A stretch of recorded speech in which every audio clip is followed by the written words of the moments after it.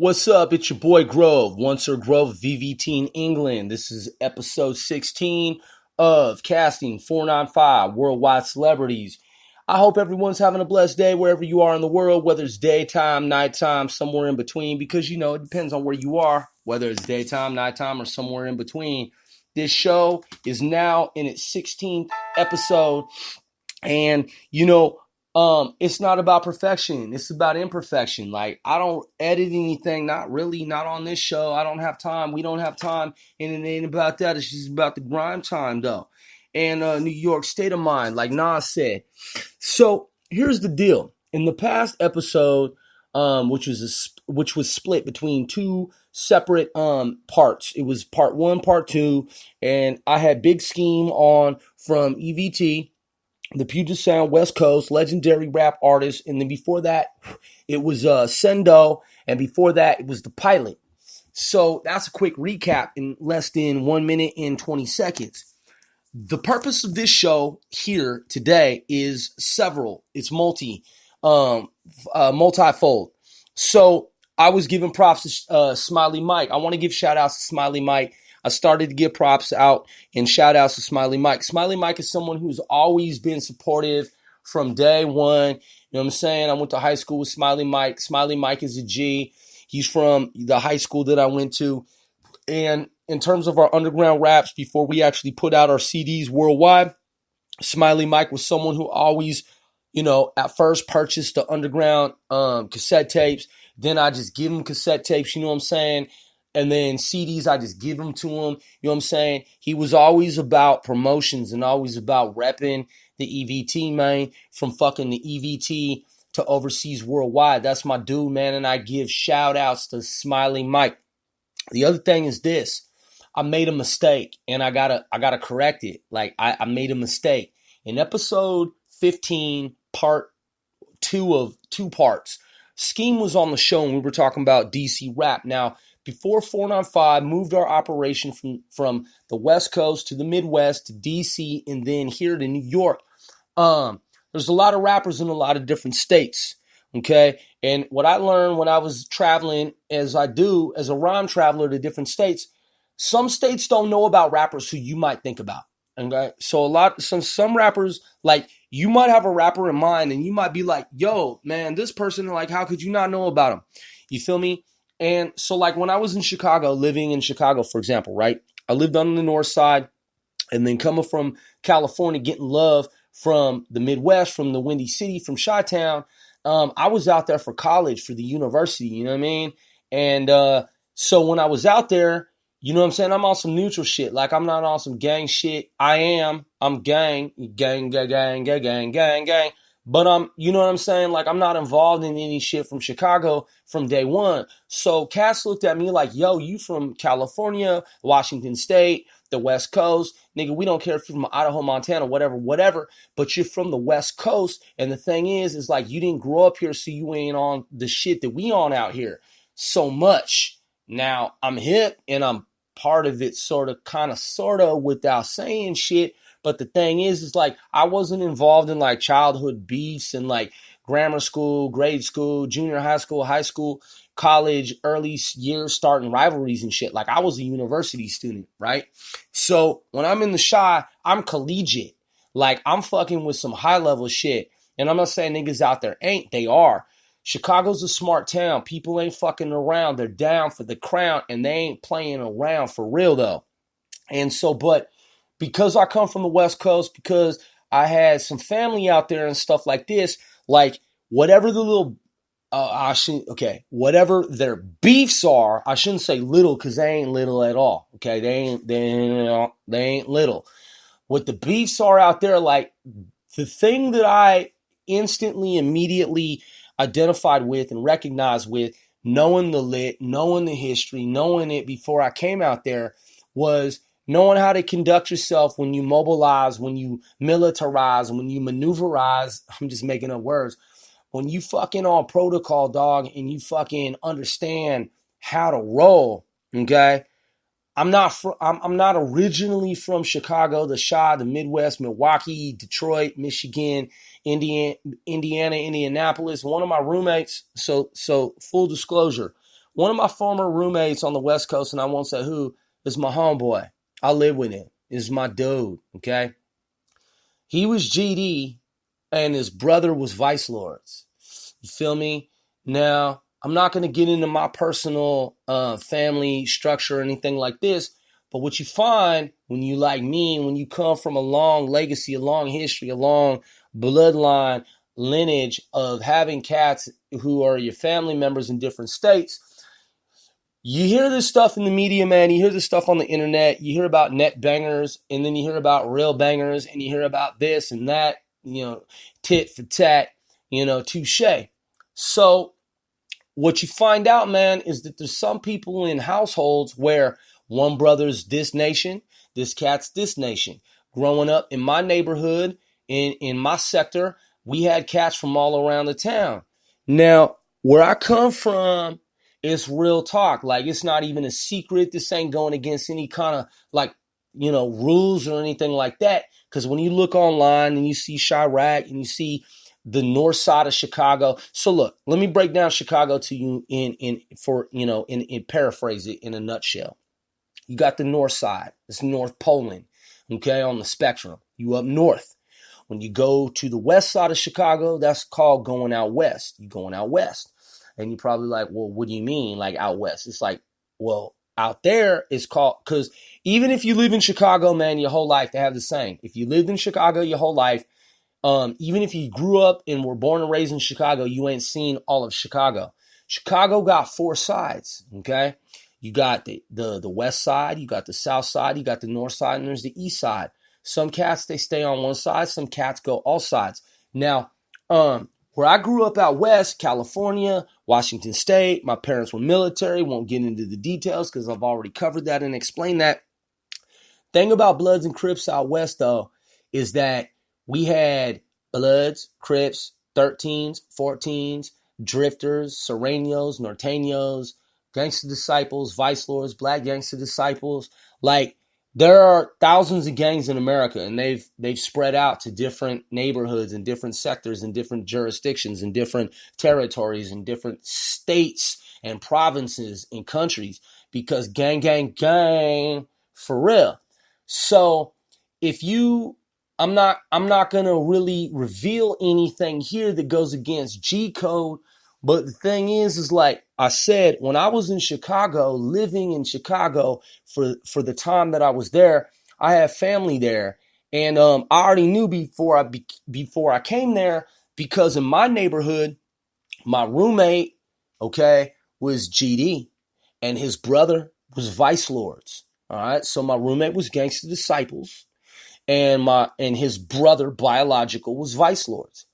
In the Pacific Northwest, I won't break it down to you in terms of what's who's there in this. I know, but it's complex data and it's nation shit, okay?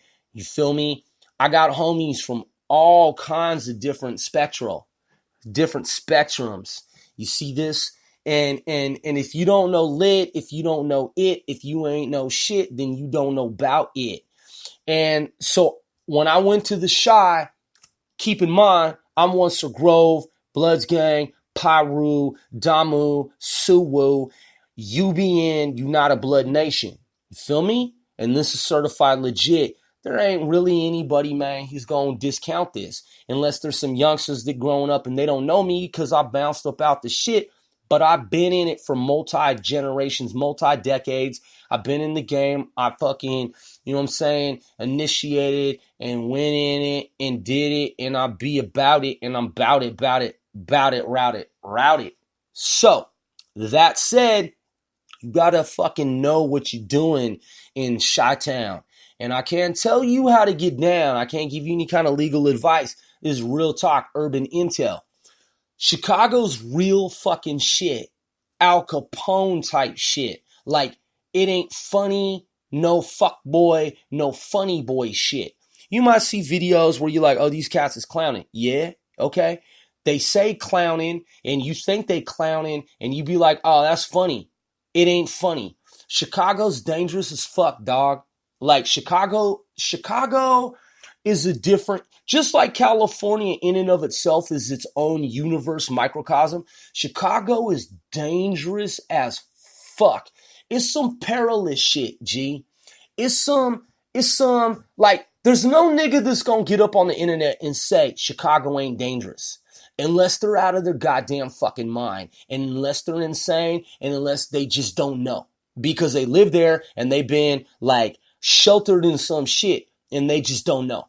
Chicago is a no fucking joke zone. Like, you can't be lacking in Chi-Town. You can't be out in Chi-Town just jogging around neighborhoods and shit thinking shit is cool, because it is, but it isn't.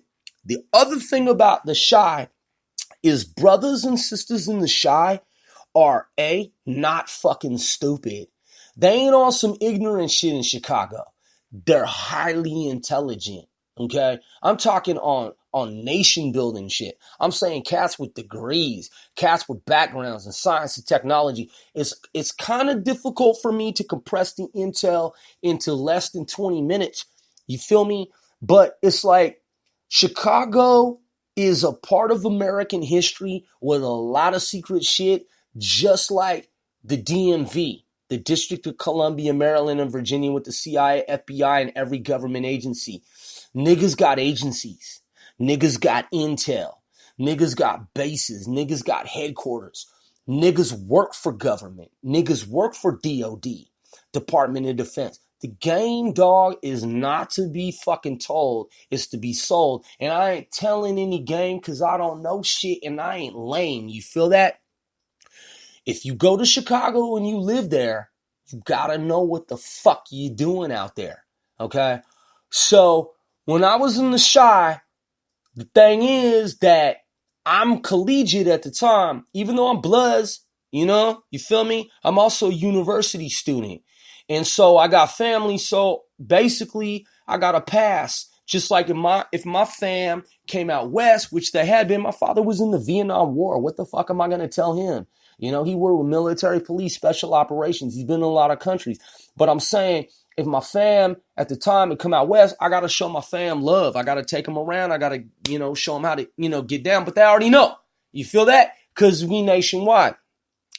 So when I was in the Chi, bro, I saw organized shit. Like, you hear a lot of shit, like a lot of these leaders are locked up, a lot of these founders and, the progenitors and the people that started this and that, whoop-de-whoop-de-whoop, as we say out west. Aside from that, it's a dichotomy. There is shit out there that is so strict, that is so code of ethics, that is so by the playbook. This shit is not a fucking game. It is, and I cannot use any other word other than perilous. You got some of the longest running streets in America. You might be on a street for 75 miles. 70 fucking 5 miles. And at the end of the street, you're like, what street are we on? And they're like, the same street we was on 75 miles ago. That was the transshipment part of America that helped build America. Okay? So you hear about architects, Frank Lloyd Wright, this and that, architectural firms, law firms. You hear about this and that. You don't know if you watch videos on YouTube and you think Chirac in Chicago's all blown up and shit. It ain't.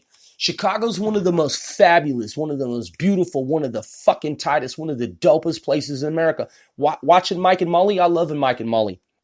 But also, there's another side. And what you've seen in Mike and Molly, that's Hollywood. Okay? You got suburbs, you got exurbs, you got Evanston.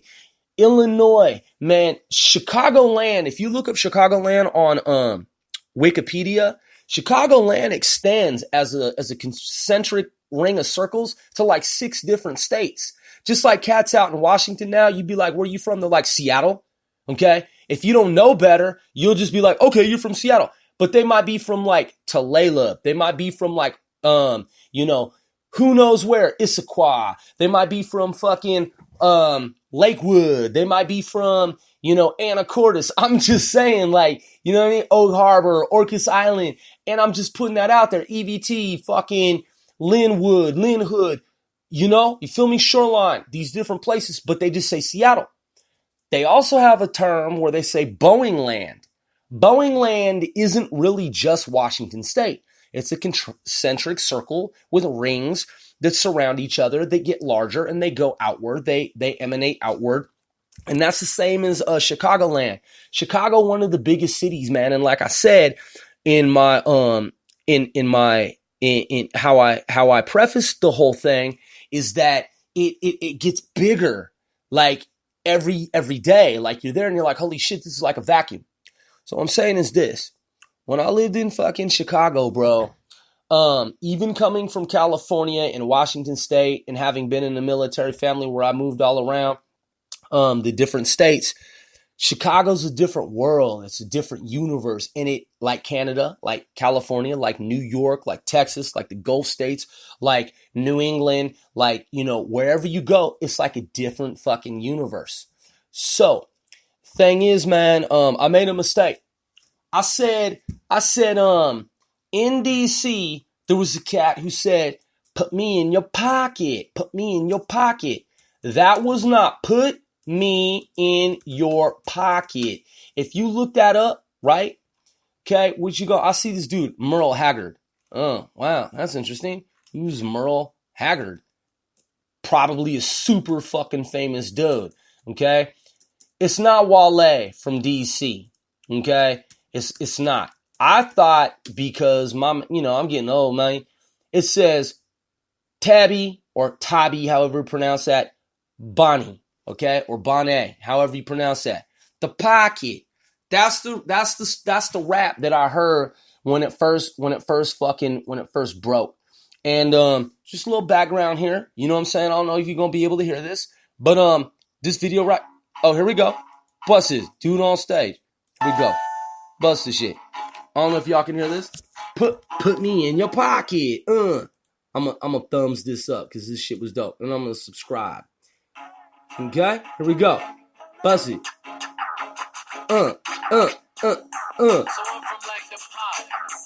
What? Oh shit. The pocket. Put me in the pocket. Put me in the pocket.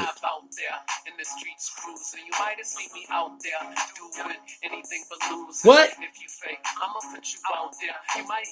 So it says here. Look, check game. It says Wikipedia. I don't know if it's Tabby or Tabby. I don't know if it's Bonnet or Boney. It says Tabby Bonnet, better known as Tabby or Tabby Boney, is a Togo-born Washington, D.C. based rapper. He is the son of Itati Bonnet or Boney, an Afro-funk musician popular during the 1970s in Togo and West Africa. I heard that jump back on the West Coast. Okay, I heard that when I was growing up and I saw it on TV, and that's when I really started to fucking see DC come up on the map and shit. And I know there's a plethora. There's a zillion fucking rad MCs. No disrespect to anyone, man, because I'm on some P shit. In terms of Wale, it says Olu Bowale Victor Akin Temahin. I don't know if that's pronounced correctly. I'm sure there's someone that's going to fucking email me. Fuck you, Grove. You got the pronunciation wrong. I'm like, look, bro, I'm on some peace tip shit, nigga. Peace sign. Peace, nigga. Peace sign, brother. I'm trying to learn, okay? I might be borderline autistic, homie. Give a nigga with borderline autism a chance, nigga. But it says born September 21, 1984, better known by his stage name is Wale, is an American recording artist, record producer, and actor. He first rose to prominence in 2006 when his first song, Dig, Dug, Shake It, became popular in his hometown. Wale became locally recognized and continued recording music for the regional audience. Producer Mark Ronson, I don't know if it's Ronson or Ronson, discovered Wale in 2006 and signed him to, I don't know if it's Alito or Alido Records in 2007. While signed to that label, Wale released several mixtapes and appeared in national media, including MTV and various Black American focused magazines. A song called Riding in That Black Joint, well, it says joint, was featured in the popular video game Saints Row 2 in Saints Row 2's soundtrack in 2008. Props to Wale. You feel that? Washington, D.C., U.S. hip-hop. And he signed to Maybach. Now, I got respect for Maybach. I ain't tripping. Rick Ross, what's up? Holla at your boy. Like, I ain't even tripping. You know, Rick Rose, you know, I mean, niggas be true. You know, Rick Ross is something fucking former probation. I don't even know, man. I don't know. You know what I'm saying? I got respect for the real Rick Ross. I ain't hating on Maybach. You know what I'm saying? Wale, I know this dude got respect among his peers and cats and stuff like this. And, but I was wrong. One Sir Grub was wrong. I redact what I said earlier. I rescind what I said earlier. For hip hop heads around the world, the song when I said it was Wale who did Put Me in Your Pocket, that was not him, and that was Tabi or Tabi, however it's pronounced. And so I had to correct that, man. I stand corrected. So that's the reality of hip hop, man. It's like hip hop is so deep. It's so, you know, look, there was a time when they said that hip hop music had not just transcended boundaries and socioeconomic backgrounds, but that it accounted for, it was something like so many times more than rock and roll. And I was like, yo, for real? And they was like, look, we're not discounting rock and roll. We're not saying rock and roll is bullshit. We're just saying that, like, in this time, this day, this age, this era, hip hop rap is like 4, 5, 6, 7 times, 8, 10, 9, 30 times, whatever the number. Okay, don't quote me on this. I'm probably wrong about this. But at some point, hip hop rap music, it eclipsed the rock music industry, you know, and black folk, we, you know, started the rock shit. And I'm not taking away from anything, but I'm just saying that, yeah, man, hip hop rap music is so big. There's so much intel, so many discographies going back in time, space, rhyme, space. So many people involved, so many characters, so many individuals, so many different performers and musicians and artists and people who are support to mission, as I say. And yeah, man, it's a megalith of data. It's a tome. And I got it wrong, man. One Sir Grove stands corrected. And this is episode 16 of 495 Casting Celebrities Worldwide. I'm your boy, One Sir Grove. One fucking love.